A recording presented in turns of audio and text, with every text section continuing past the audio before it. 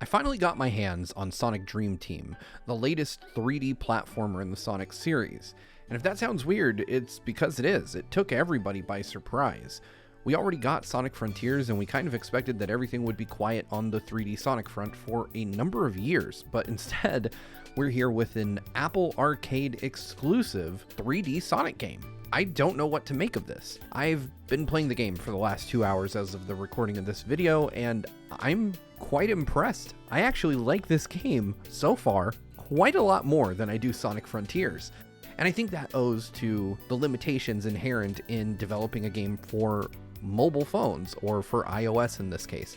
If you're not familiar with Apple Arcade, it is Apple's game subscription service. For like $6 a month, you're able to gain access to a library of games. It's kind of like their take on Game Pass, except it works on iPhones, iPads, and Apple TV. I started out my playthrough of Sonic Dream Team on my Apple TV. Now, I can't really recommend that. The frame rate suffered quite a lot, and it wasn't the best experience. Levels generally flowed okay, however, when I exited a level or entered a new one, you could see that the Apple TV was trying its very best to keep up with the game, and I did experience some hitching and stuttering within the game world itself.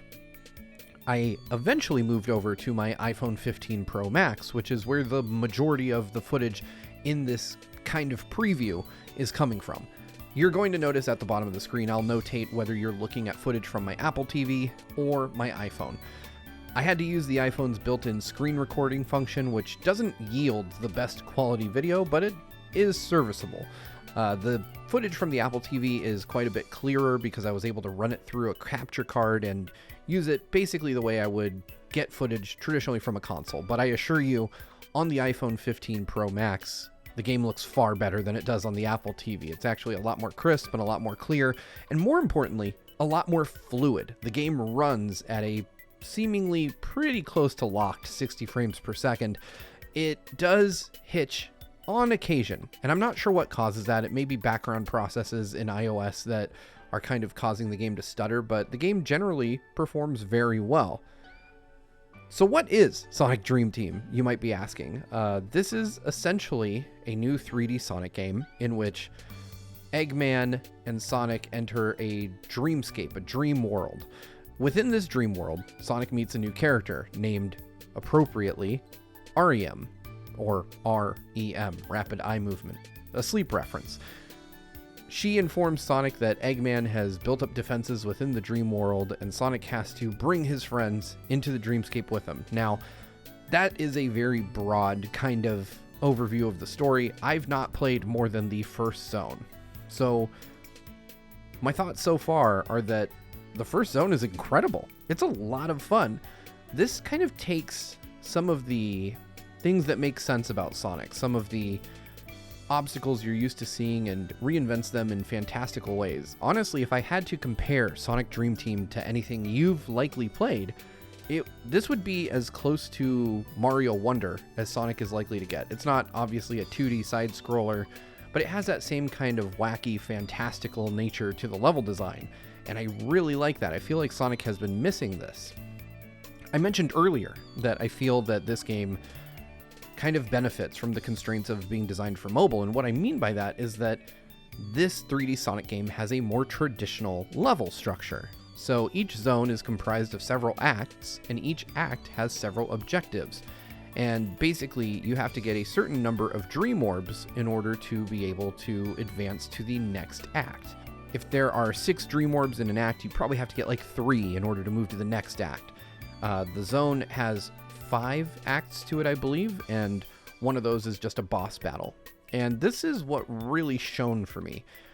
It felt a little bit like Mario 64. You're entering a zone, and then you have different objectives you can do. Now, you can't just skip an objective, as far as I can tell, and go do a different one. But what you can do is you kind of drop into this same level repeatedly and complete different things to unlock more Dream Orbs. And those objectives, so far, are really fun. Some of them are as simple as just blasting through the level as fast as you can to get to a dream portal at the end. One of them is to just hit checkpoints quickly. You have like 20 seconds in between checkpoints. I found that if you go pretty fast, you're not going to have any issue hitting those. Like, you'll end the level with more time than you started. And there are ones where you have to collect items, and I'm sure there will be more revealed, because as you play through the game, you unlock more characters. So you start out with Sonic and Amy, and they are the ones available in Zone 1. Once you complete Zone 1, you're able to unlock Cream and Tails, both of whom have flight-related abilities, which will then enable you to find more things in Zone 1. And I would be willing to bet that this structure follows through the rest of the zones. I'm sure you unlock Knuckles and Rouge, and so on and so forth as you complete zones. And that will then give you the ability to go back to those zones that you previously played. But this zone is probably the best designed, in my opinion, 3D Sonic level I've played in years. I mean, this is coming from somebody who admittedly didn't love Frontiers, but this works for me. And I think the reason why it works is because it is designed to be a very pick up and play experience. Each objective takes a minimal amount of time. Again, similar to Mario Wonder, where you can hop in a level, play for like a minute or two, and then move on to something else. So I think that it really benefits from having been designed for mobile, and that's not something I say very often because I'm not a mobile game player. Now, full disclosure, I did play this with a controller, and I felt that the game was responsive, but not quite on par with the responsiveness of other 3D Sonic platformers. Jumping feels a little bit different or off, but the boost mechanic is the best I think it's ever been. I really enjoy boosting in this game. It seldom feels like you're not in control, which is an issue I historically have had with games that had boost in them. Traditionally, when I would boost with Sonic, I would just kind of feel like he was completely out of control, careening all over the stage, and it would often lead to a lot of unnecessary deaths. That's not something that's happening to me in Dream Team. In fact, quite the opposite. I feel like I have a very high degree of control over Sonic when I'm running, or Amy. Sonic and Amy in this game seem to control 100% the same. I have no idea if maybe they'll differentiate themselves later. When I fought the boss of the first zone, Amy did pull out her hammer and then put it away, and I was never able to use it. So I don't know if there's a way to use Amy's hammer that I've just not sorted out yet. As I said, I've spent an hour with the game, not a whole lot yet, and I don't know how long the game is. Maybe you gain abilities, maybe you gain other stuff. I did unlock some statues. There's a lot to this game for it being a mobile game, and I think that's probably the best way to summarize this for now. Sonic Dream Team is easily the best mobile Sonic game we've ever gotten.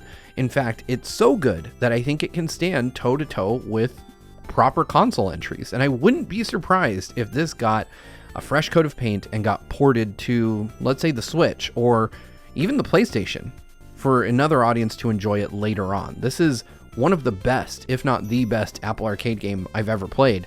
I actually dusted off my Apple Arcade subscription just to play this game, and I can say so far it's worth it. I mean, that's $5.99 to try one of the best Sonic games that has ever graced a mobile platform, and again, something that can stand toe-to-toe with its console brethren.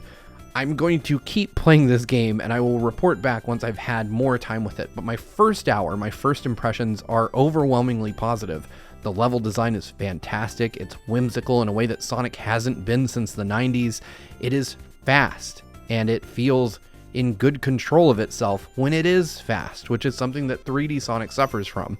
It does have minor camera issues from time to time, though I found that I seldom struggled with the camera in the same way that I did in other 3D Sonics. It might go kind of haywire for a second and then snap back to an angle that makes a lot more sense, and it's overall just kind of a breath of fresh air. I really like this for Sonic. Bite-sized levels that aren't trying to be too much and aren't trying to pile on spectacle, but instead are wowing through intelligent level design. It's got a lot of things going for it. Beautiful animated intro. It's got, it feels like a proper Sonic. And that is more than I expected to be able to say about a release that got comparatively very little fanfare, a short announcement to release cycle, but I'm loving it. I'm really enjoying Sonic Dream Team. I want to know, though, if you've played it. Let me know down in the comments if you've spent an hour with it or however much time, and let me know what you think. Is this a good 3D Sonic game? So far, I'm leaning towards yes. We'll have more coverage as more of us have had an opportunity to play it here on GVG. Please like and subscribe if you really enjoy videos like these. This has been Steve. Thanks so much for watching, and I'll see you next time.